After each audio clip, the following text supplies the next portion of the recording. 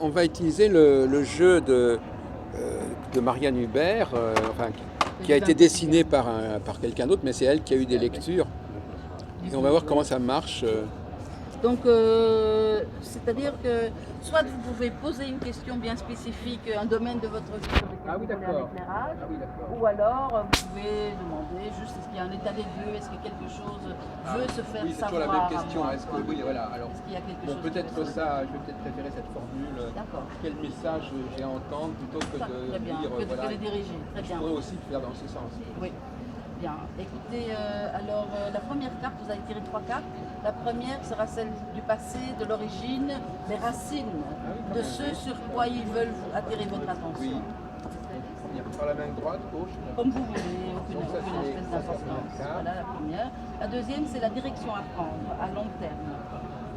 Là. Et la troisième, c'est le conseil immédiat.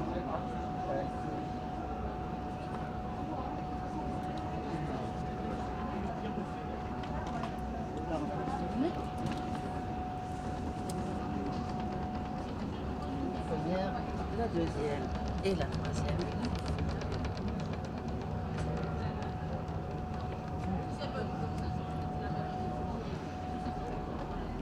Alors c'est marrant parce que la première carte, elle parle justement de cette qu'on peut jouer à se faire peur en fait. Donc ici, cette carte est représentative qu'on voit, c'est donc des enfants qui jouent dans une forêt alors qu'il y a une maison qui est là, illuminée en arrière-plan. Voilà, c'est ça. Avec Alors ça, c'est la carte de quoi? Ça, c'est la carte de...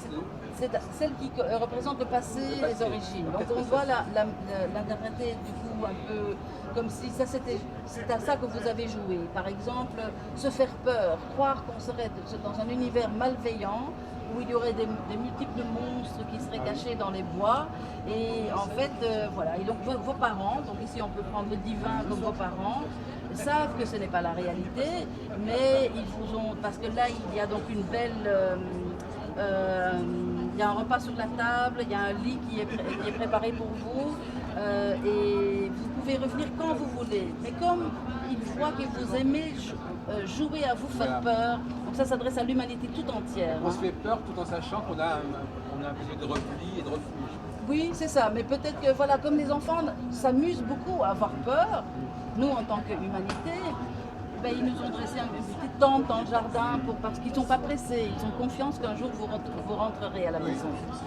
Donc on peut sortir, on peut s'éloigner de ce lieu, mais on sait qu'on peut y revenir. C'est ça. C'est-à-dire, est-ce qu'on sait...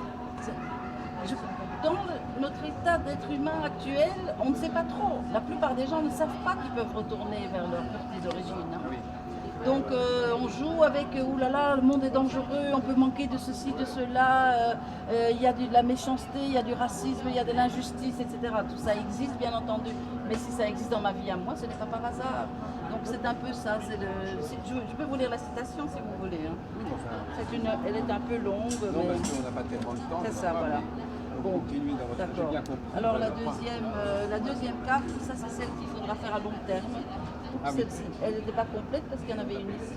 Ah ben non, c'est autre chose. Ça, oui, ah oui, on l'a pas tiré. On n'a pas utilisé. Vous auriez préféré qu'on ait toutes les cartes disponibles. Bah oui, mais bon voilà, maintenant c'est vrai qu'on va pas.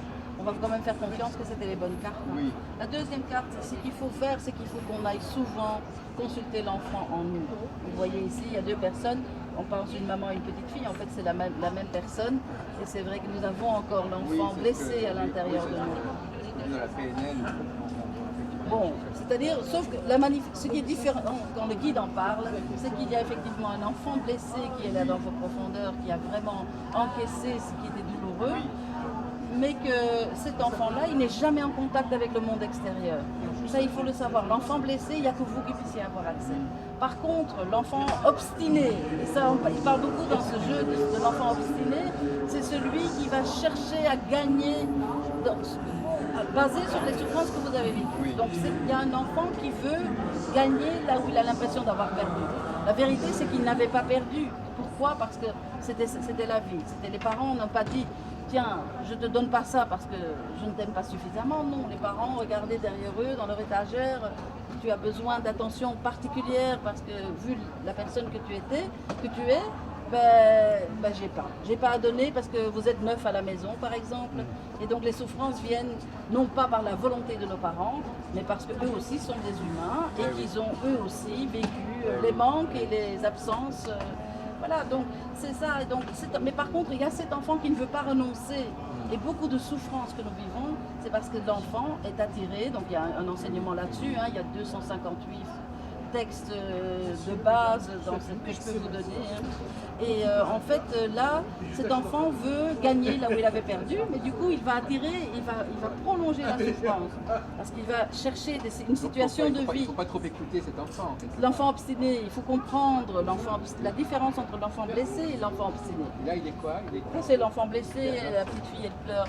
Donc, c'est-à-dire, être à l'écoute de son enfant permet justement de passer à l'état d'adulte et de vraiment voir les choses comme elles sont. Par exemple, si j'ai eu un père absent dans mon enfance, je peux vouloir alors un père, je peux alors dans ma relation de couple vouloir un homme très présent.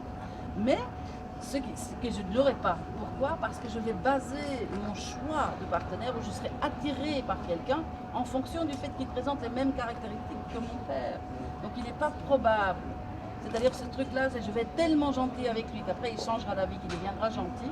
Ben, ça marchera rarement.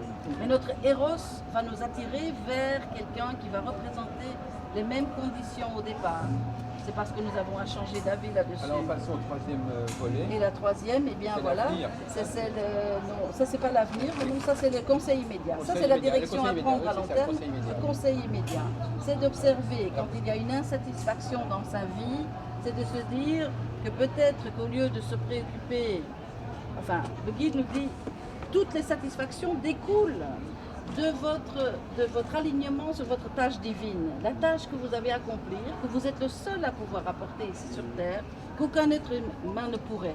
Ça implique un peu de purification. La purification permet qu'ensuite la tâche de vie se révèle.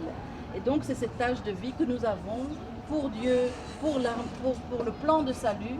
Et quand on détourne notre regard de ce plan que nous avons à accomplir et qui nous a donné dès notre enfance, c'est comme un bleu d'architecte que nous avalons avant notre naissance. Tout ça, notre éducation n'est pas du tout juste pour permettre que les individus puissent être qui ils sont.